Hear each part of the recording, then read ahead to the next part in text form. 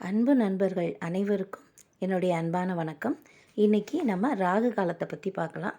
ராகு காலம்னாலே நம்ம அந்த நேரத்தில் நல்ல செயல்களை தொடங்குறதோ செய்யவோ மாட்டோம். ஏன்னா அப்படி செய்யும்போது அது தடைப்படும் அப்படிங்கிறது நமக்குள்ளே ஆழமாக பதிஞ்சு போனது.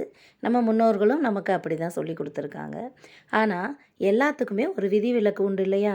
அது மாதிரி ஞாயிற்றுக்கிழமை ராகு காலம் அப்படிங்கும்போது அது ஒரு சிறப்பான நேரமாக கருதப்படுது. தினமுமே 4:30 to 6 பிரதோஷ நேரம். ஞாயிற்றுக்கிழமையில் அந்த 4:30 to 6 தான் ராகு காலம் வருது. அந்த ராகு காலத்தில் ராகு சரபேஸ்வரரை வழிபடுகிறார் அப்படிங்கிறது ஐதீகம். அப்படி அவர் வழிபடும்போது ராகு கக்கும் விஷமானது இறைவன் அருளால் அமிர்தமாக மாறுகிறது. ராகு தினமுமே 1.5 மணி நேரம் விஷத்தை தான் கக்குவாராம்.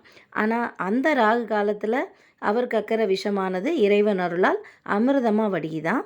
ராகு சரபரை வழிபடும் இந்த நல்ல நேரத்தில் அமிர்த கடிகையில் நாம் எல்லாரும் சரபரை வழிபட்டால் ராகு தோஷங்கள் நீங்கும். சரபேஸ்வரர் ஆலயம் கும்பகோணத்திலிருந்து மயிலாடுதுறை செல்கிற வழியில் திருபுவனம் அப்படிங்கிற இடத்துல இருக்குது.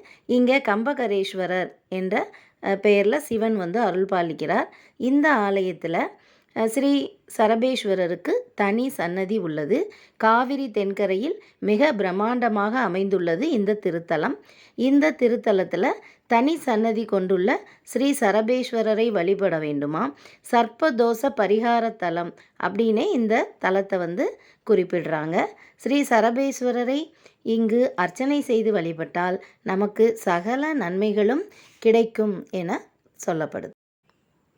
ஞாயிற்றுக்கிழமை வரக்கூடிய இந்த ராகு காலத்தை பற்றிய இன்னொரு செவி வழி செய்தி என்னென்னா, நம்ம புதிதாக வாங்கக்கூடிய நகைகளை இந்த ராகு காலம், அதாவது ஞாயிற்றுக்கிழமை மாலை 4:30 to 6 இந்த நேரத்தில் நம்ம அணிந்து கொண்டோன்னா நமக்கு இந்த நகையானது, பொன் நகையானது பன்மடங்காக பெருகும் அப்படிங்கிறது நம்பிக்கை. இதுவும் நல்லது தானே?